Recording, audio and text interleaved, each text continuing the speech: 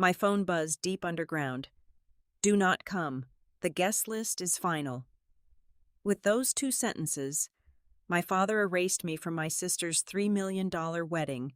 My government tech job was too shameful for his elite new in-laws. He had no idea I was standing inside a classified White House command center, staring at the exact kill switch that would obliterate the billionaire empire he worshipped. Let the wedding begin. Hello to our wonderful audience at Maya Revenge Stories. Unfortunately, YouTube has completely demonetized our channel, leaving us with no operating budget to keep bringing you these narratives.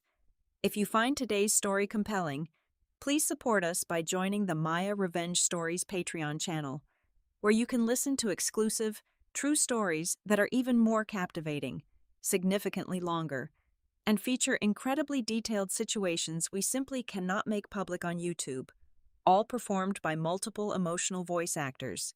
You can easily join by scanning the QR code currently on your screen or by clicking the Patreon link found in the description or the comments section below.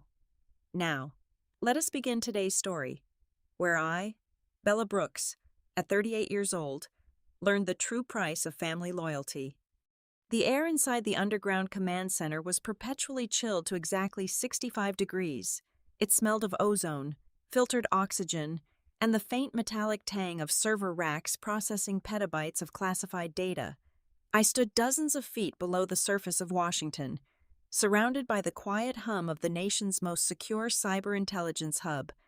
As the senior director of the Cyber Threat Analysis Bureau, an elite intelligence division answering directly to the White House, my days were measured in thwarted global attacks and dismantled terrorist networks.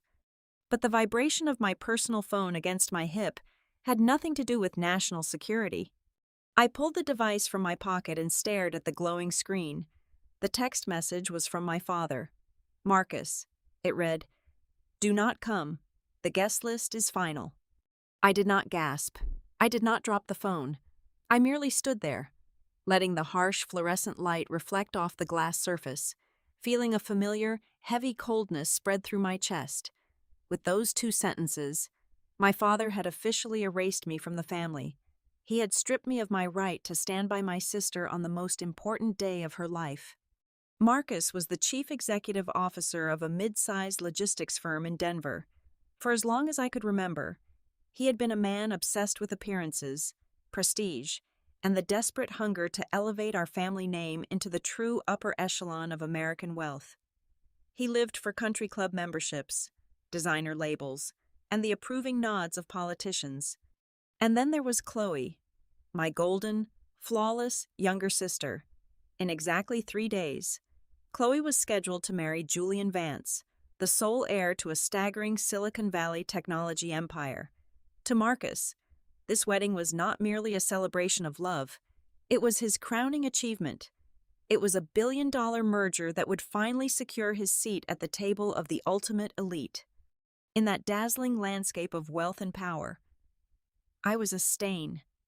To my father and sister, my career was nothing more than a low-level government information technology job.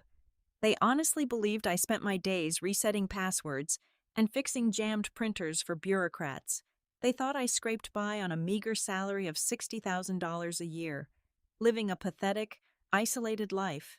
To Marcus, introducing his eldest daughter as a government tech worker to a room full of senators, venture capitalists, and tech billionaires was a profound embarrassment. I ruined the aesthetic. I was the unpolished stone in his perfect jewelry box. For 20 years, I had swallowed my pride. I had absorbed the subtle insults, the exclusion from family portraits, the condescending pats on the shoulder. I had kept my security clearance a secret, honoring my oath to the government, while clinging to the naive hope that eventually my father would love me for who I was, not for the status I could bring him. That hope died the second I read his message. There would be no crying. There would be no frantic phone calls begging him to reconsider. The painful, quiet vulnerability I had carried for 2 decades hardened into pure steel. I tapped the screen and typed a single word in response. Understood. I hit send, manually locking the door on my family forever. The grief was there. burying itself deep in my ribs, but I refused to let it breathe. I slipped the phone back into my pocket and turned my attention back to the massive digital map projected across the main wall of the operations center. My team had spent the last 8 months tracking a sprawling, highly sophisticated cybercrime syndicate responsible for laundering hundreds of millions of dollars through offshore accounts. The network was a ghost, slipping through firewalls and erasing its tracks with terrifying efficiency. We had finally cornered their primary server architecture. I placed my hands on the console, letting the rhythm of the code wash over my personal betrayal. I focused on the decrypted data cascading down the monitor. My eyes scanned the freshly unredacted logs, looking for the architect behind the massive money laundering operation. A name highlighted in red flashed onto the center of my screen. Vance. I stopped breathing for a fraction of a second. The name glowed brightly, tethered to dozens of illegal offshore transactions and stolen defense contracts. Julian Vance, the golden boy, the billionaire heir, my future brother-in-law. My father had just barred me from the wedding of the century to protect his fragile social standing. Completely unaware that the daughter he threw away held the execution order for the very empire he was so desperate to join. Exactly 48 hours after the encryption keys were broken, our counterterrorism campaign against the dark web syndicate reached a flawless, devastating conclusion. My bureau neutralized the threat without a single alarm echoing in the public domain. The White House, however, was acutely aware of the catastrophe we had averted. A closed-door commendation ceremony was arranged swiftly. Stepping into the Oval Office, surrounded by the highest echelons of military and intelligence leadership, I felt the sharp contrast between my professional reality and my personal exile. The president himself shook my hand, his words of gratitude heavy with the weight of national survival. As my core team and I exited the West Wing, striding down the historic corridors, the atmosphere was electric with quiet victory. What I did not know was that a veteran photojournalist for the most ruthless, widely read political quarterly in Washington was lingering near the press briefing room. He was waiting for the press secretary, but his lens caught something much rarer. He snapped a rapid succession of photographs. The flash illuminated the hallway for a fraction of a second. I barely registered it. 3 days later, the magazine hit the newsstands. While the cover featured a predictable story on foreign policy, page 4 contained a massive, full-bleed photograph of me. I was captured mid-stride, walking shoulder to shoulder with the commander-in-chief. My expression carved from absolute, uncompromising authority. I wore a tailored black suit, radiating a quiet, lethal power that commanded the room. Below the image, the bold caption read, "The Keeper of National Cybersecurity, the Hidden Architect Protecting America." I would later learn exactly how that photograph tore through my family's fabricated reality. 2,000 miles away, inside the violently opulent VIP lounge of a Denver private aviation terminal, my father was killing time.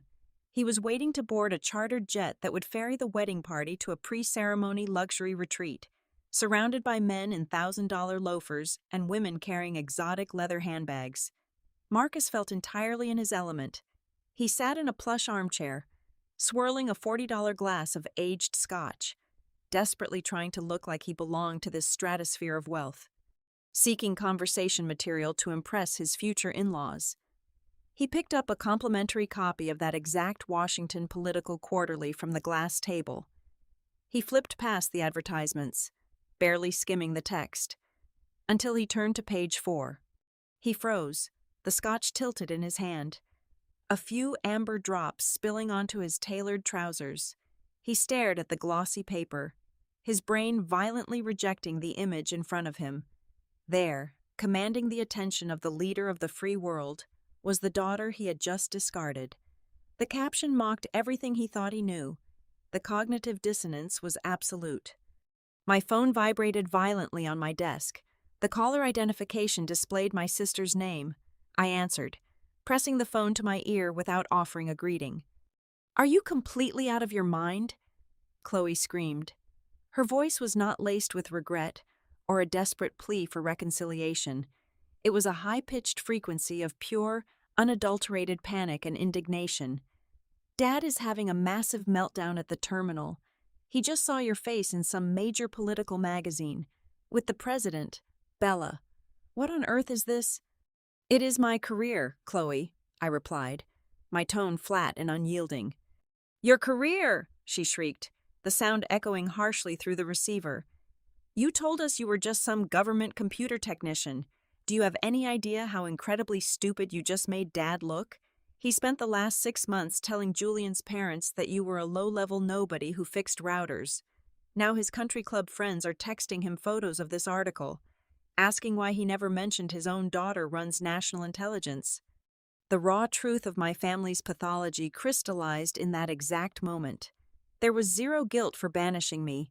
Marcus was not devastated that he had shattered our relationship. He was infuriated because he had missed the ultimate networking opportunity.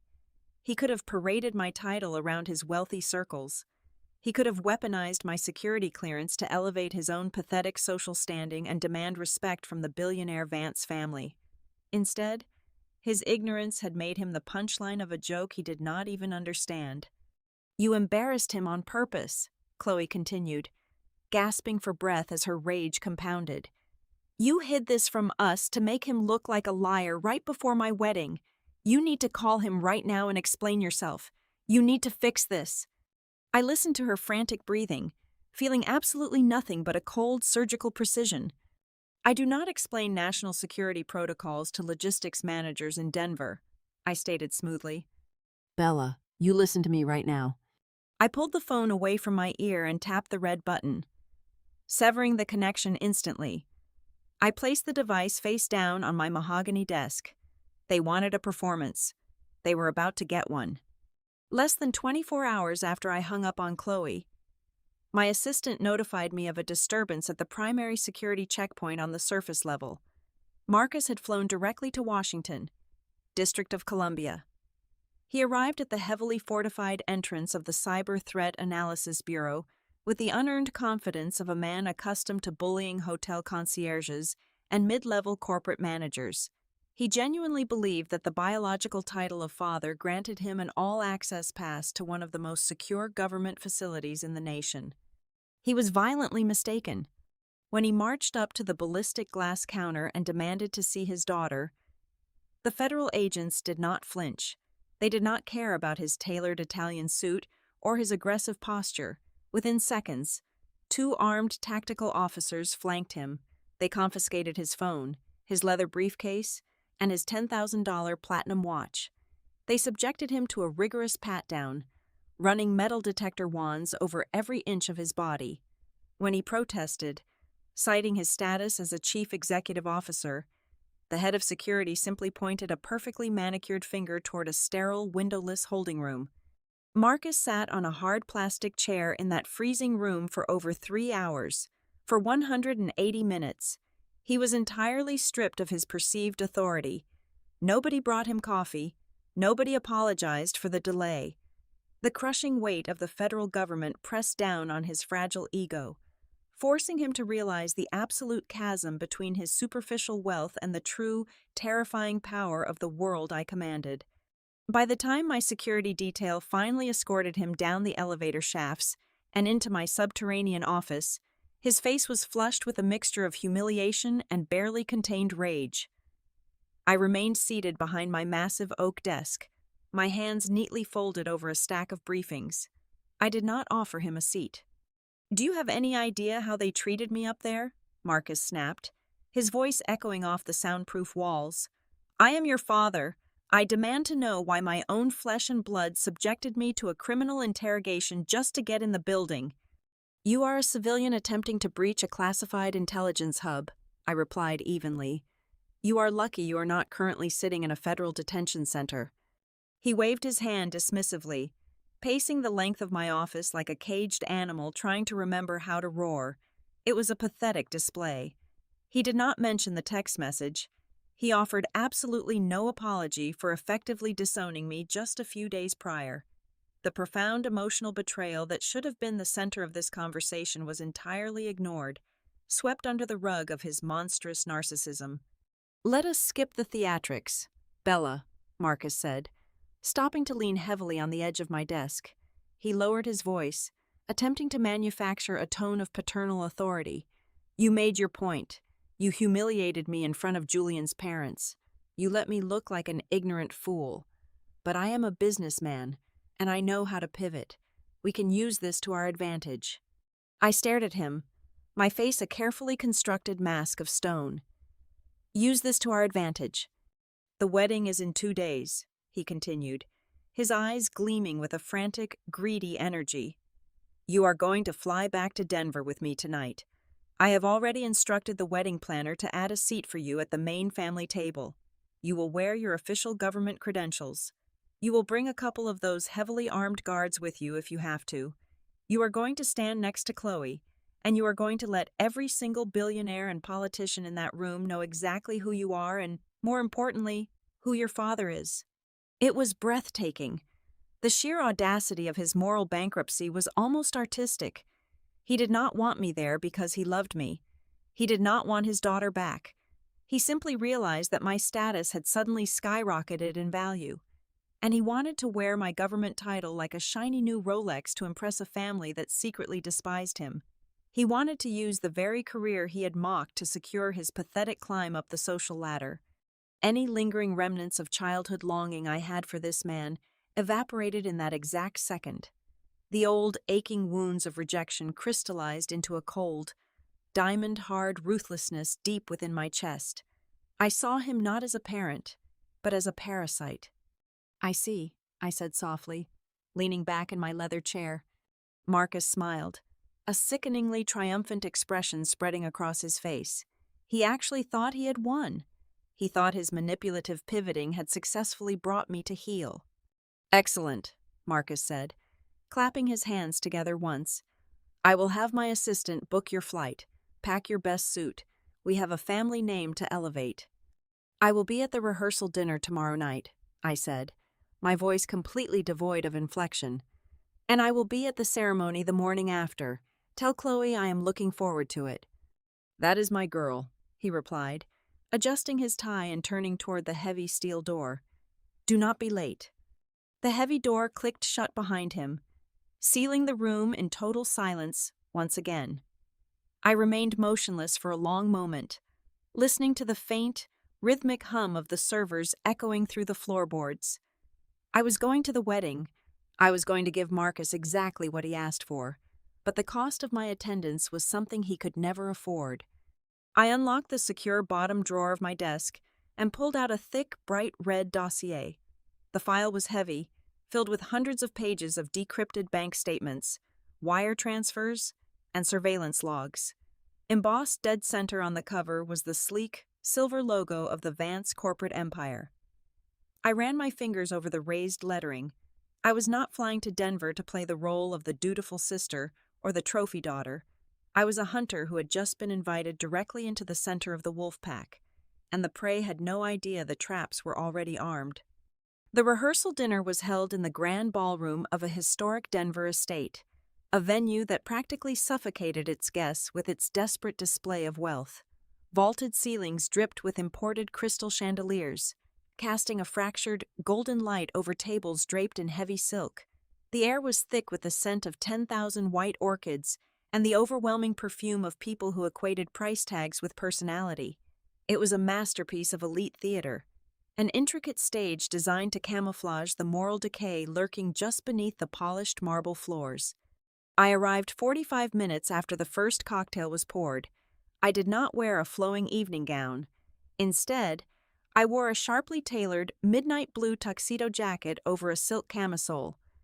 My federal identification badge discreetly clipped to the inner pocket but entirely palpable in my demeanor. When I stepped through the massive oak doors, the kinetic energy of the room noticeably shifted. The clinking of champagne flutes hesitated. Conversations dissolved into hushed whispers. The billionaires and politicians who filled the room were predators in their own right, and their instincts immediately recognized that an apex predator had just entered their territory. They parted like water as I walked toward the center of the ballroom. Before I could even locate the bar, Marcus materialized at my side, He grabbed my elbow with a grip that was too tight. His face stretched into a manic, deeply unnatural smile.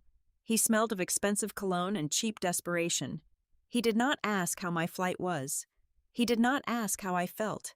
He simply began steering me through the crowd, dragging me toward the head table where the Vance family held court. I was no longer his estranged daughter. I was his ultimate bargaining chip, a rare jewel he was about to flaunt. "Constance," Marcus announced loudly, his voice cutting through the ambient noise of a string quartet. "I want to formally introduce my eldest daughter, Bella, the one I was telling you about." Constance Vance turned slowly. She was a woman constructed entirely of sharp angles, cosmetic preservation, and inherited arrogance. She wore a diamond necklace that likely cost more than the average American earned in a lifetime. She looked me up and down, her eyes performing a rapid, dismissive calculation. "Ah, yes," Constance purred, offering a limp, heavily ringed hand. "The government worker. Marcus mentioned you had a little promotion. It is so charming how public servants dedicate themselves to the system. Julian always says that without the federal government to regulate the mundane details, private visionaries like him would have no infrastructure to build upon. We consider you all our most reliable hired help." Marcus chuckled nervously, a pathetic sound that made my jaw tighten.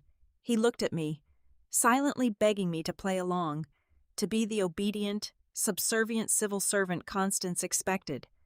I did not take her hand. I met her condescending gaze with an expression of absolute, terrifying calm. "Hired help is an interesting perspective, Mrs. Vance," I replied, my voice smooth and perfectly modulated to carry just far enough for the surrounding guests to hear.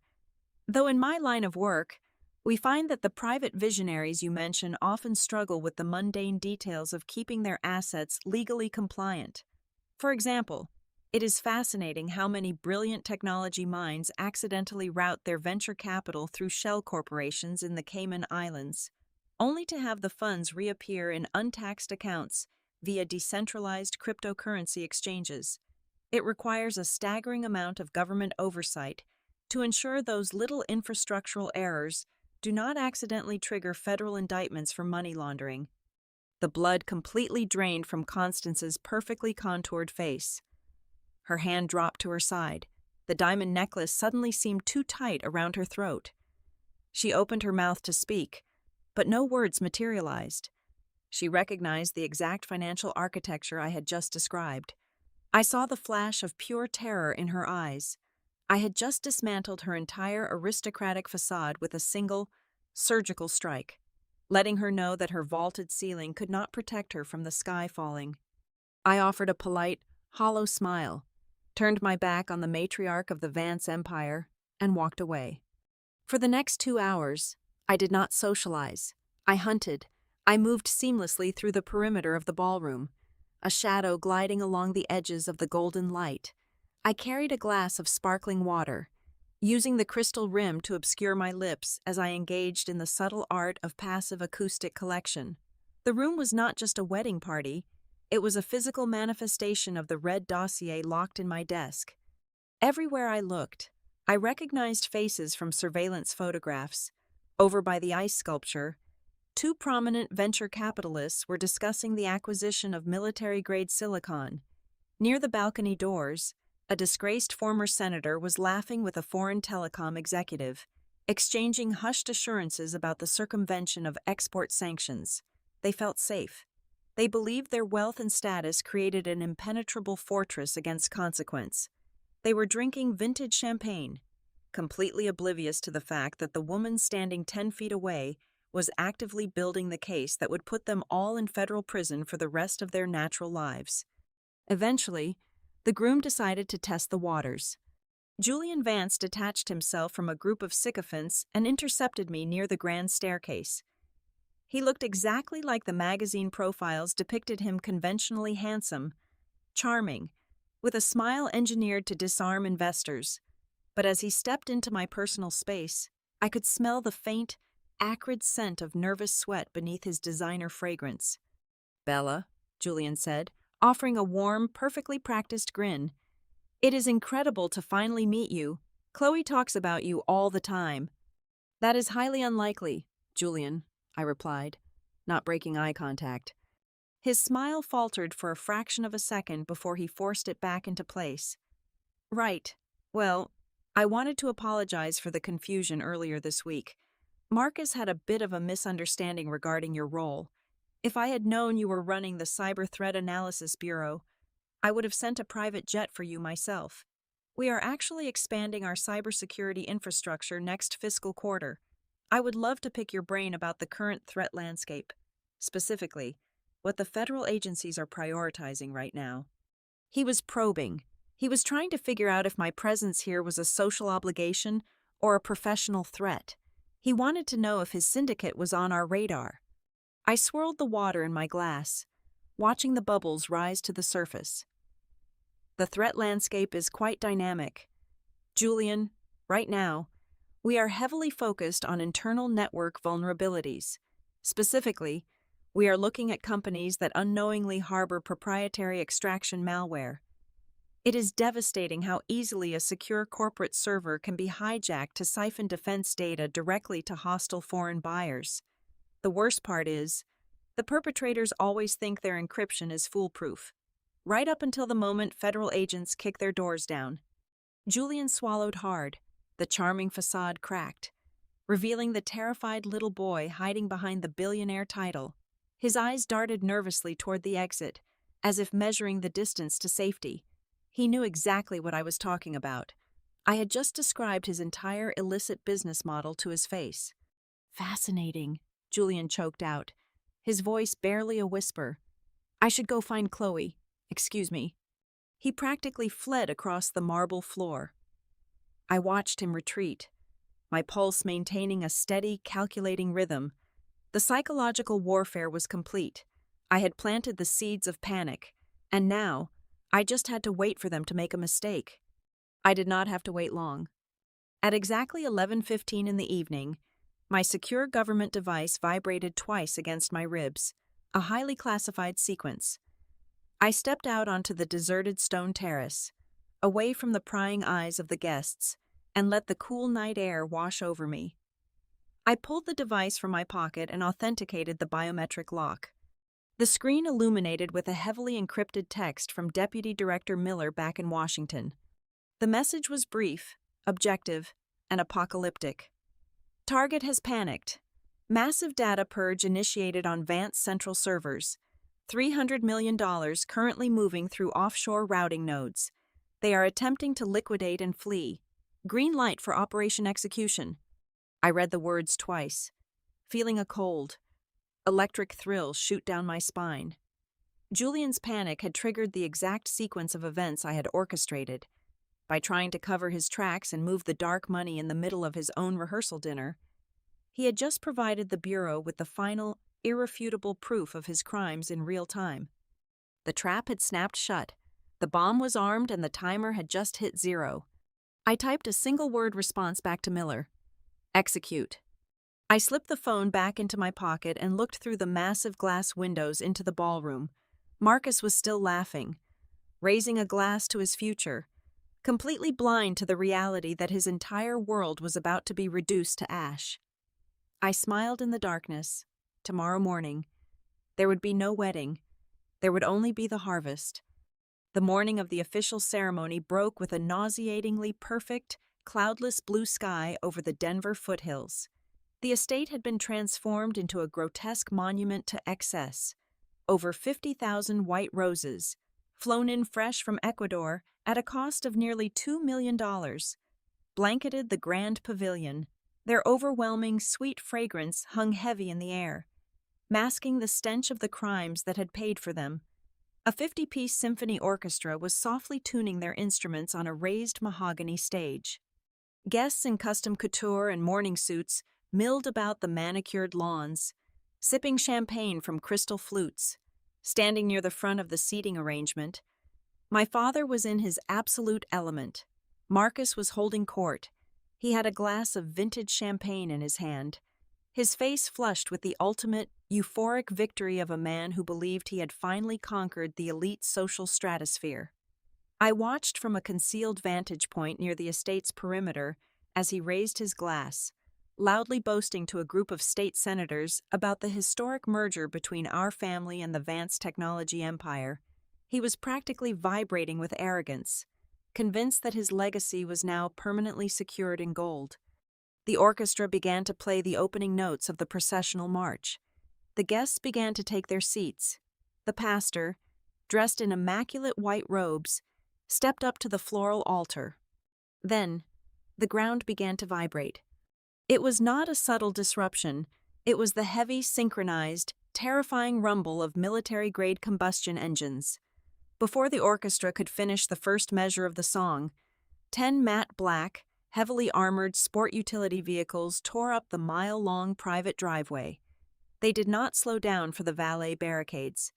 They smashed right through the decorative wooden gates, the sound of splintering wood echoing like gunshots across the pristine lawns. The vehicles swerved aggressively onto the grass, forming a tactical blockade that completely sealed off the main pavilion and every possible exit route. The music screeched to a halt. The champagne flutes stopped midair. A collective, breathless silence fell over the 300 billionaires and socialites. The doors of the sport utility vehicles flew open simultaneously. Federal agents, nobody move. Keep your hands where we can see them. Dozens of heavily armed tactical operatives from the Cyber Threat Analysis Bureau and the Federal Bureau of Investigation swarmed the pavilion. They moved with terrifying, practiced precision. These were not local police officers. These were federal strike teams clad in full black tactical gear, Kevlar vests, and carrying assault rifles strapped tightly across their chests. They fanned out across the manicured grass, their heavy boots crushing the $2 million worth of white roses into the mud. Absolute pandemonium erupted. The polished veneer of the elite shattered instantly. Women in $1,000 silk gowns screamed and dropped to the ground. Men who controlled entire sectors of the economy raised their trembling hands in the air, their faces pale with sudden, mortal terror. Near the altar, Constance Vance lost her mind. The aristocratic poise she had weaponized the night before dissolved into an ugly, shrill hysteria. "How dare you!" she shrieked, her voice cracking as 2 heavily armed agents flanked her. "Do you know who we are? Take your hands off me. I want my lawyers on the phone this instant. I will sue every single one of you into bankruptcy." The agents ignored her entirely. At the front of the aisle, Julian Vance realized exactly what was happening. The smug, confident groom I had spoken to the night before vanished. He looked wildly around the pavilion, his eyes wide with the panicked, animal realization of a trapped rat. He saw a narrow gap in the tactical line near the catering tents. Without a second thought for his weeping bride standing near the altar, Julian turned and bolted. He sprinted toward the side exit, his expensive tuxedo shoes slipping wildly on the grass. He did not make it 20 feet. "Suspect is running," an agent shouted. 2 tactical officers intercepted him with brutal, unforgiving force. They hit Julian at a full sprint, driving their shoulders into his chest. The impact lifted the billionaire heir completely off his feet. He slammed into the ground with a sickening thud, crashing through a massive floral arrangement. Before Julian could even gasp for air, an agent drove a knee sharply into his spine, twisting his arms violently behind his back. The sharp metallic click of heavy steel handcuffs locking around Julian's wrists echoed loudly over the screams of the crowd. Marcus could not comprehend the reality unfolding in front of him. His brain simply rejected the destruction of his crowning achievement, blinded by delusion and a lifetime of manufactured entitlement. My father did the most foolish thing possible. He charged toward the center of the chaos. "Stop this immediately!" Marcus roared, his face purple with rage.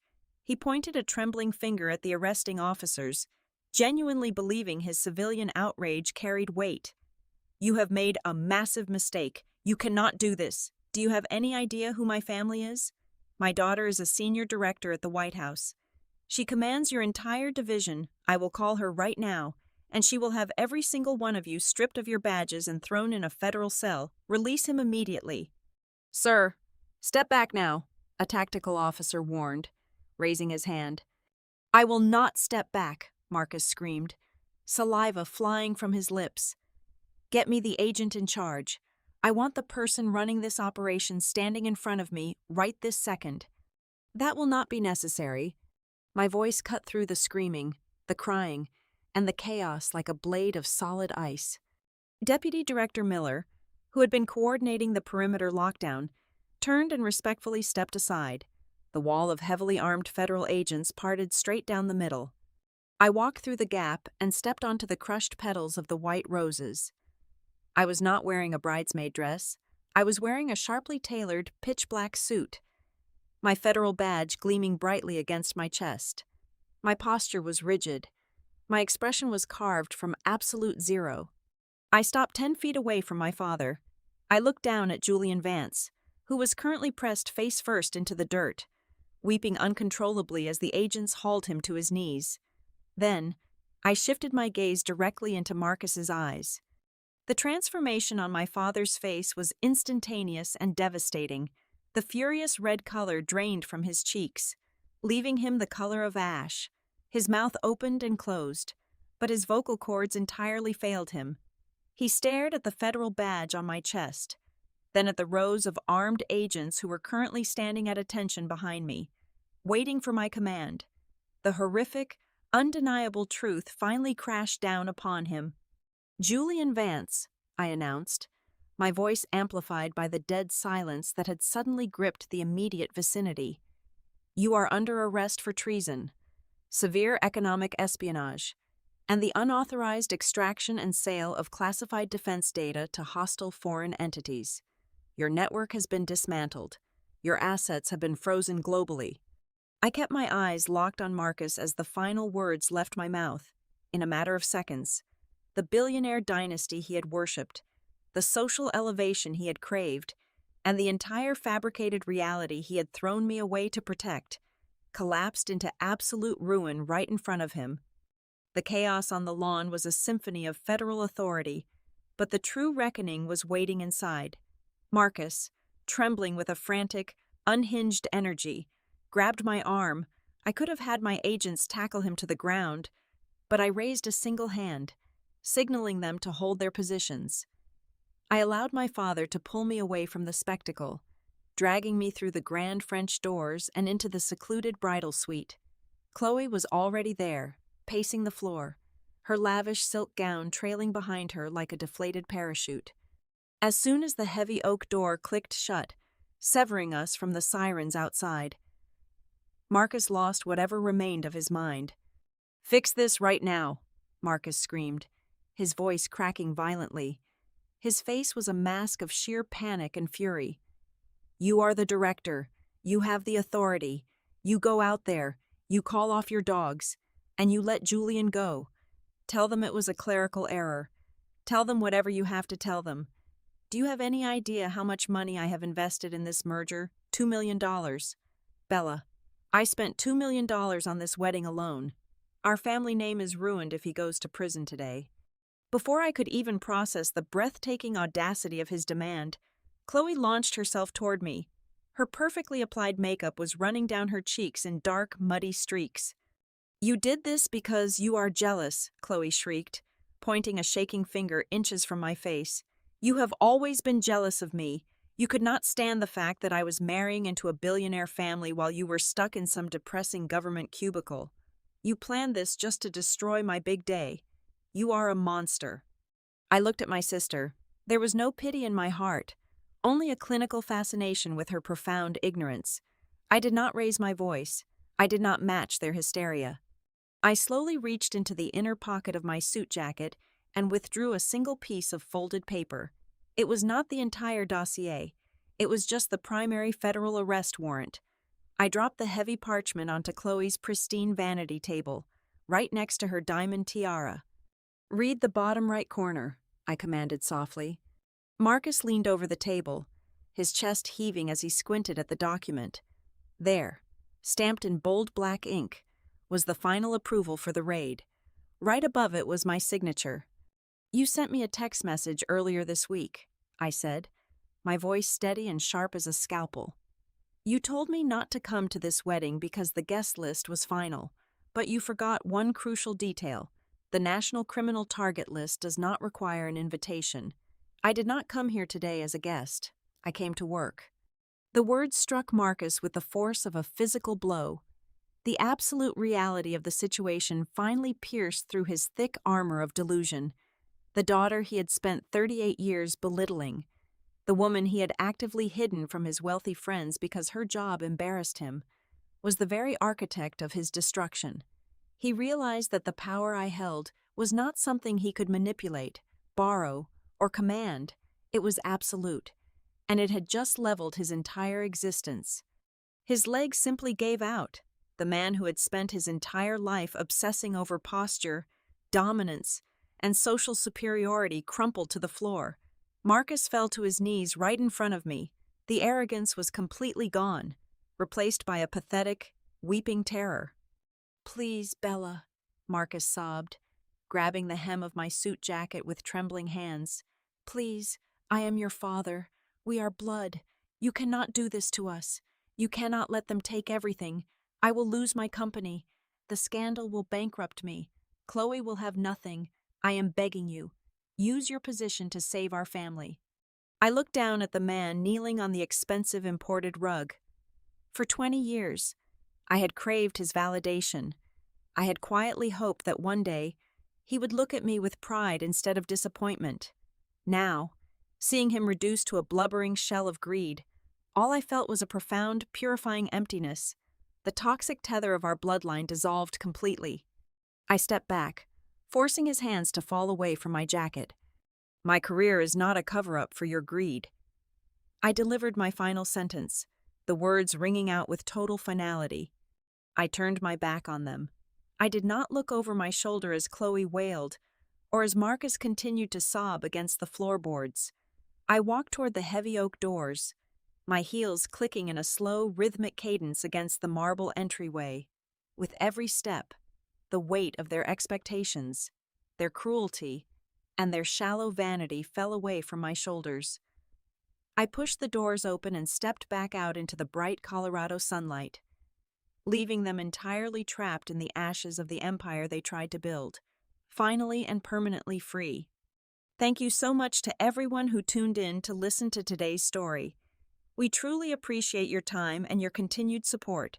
Please let us know in the comments where you are listening from today, as we love connecting with our global audience. If you found today's revenge story satisfying and want to help us keep producing these narratives, please consider joining the Maya Revenge Stories Patreon channel. There, you can listen to our absolute best, most exclusive true stories that we simply cannot make public on YouTube. You can join right now by scanning the QR code on your screen or by clicking the Patreon link located in the description box and the pinned comment below. Thank you again, and we will see you in the next story.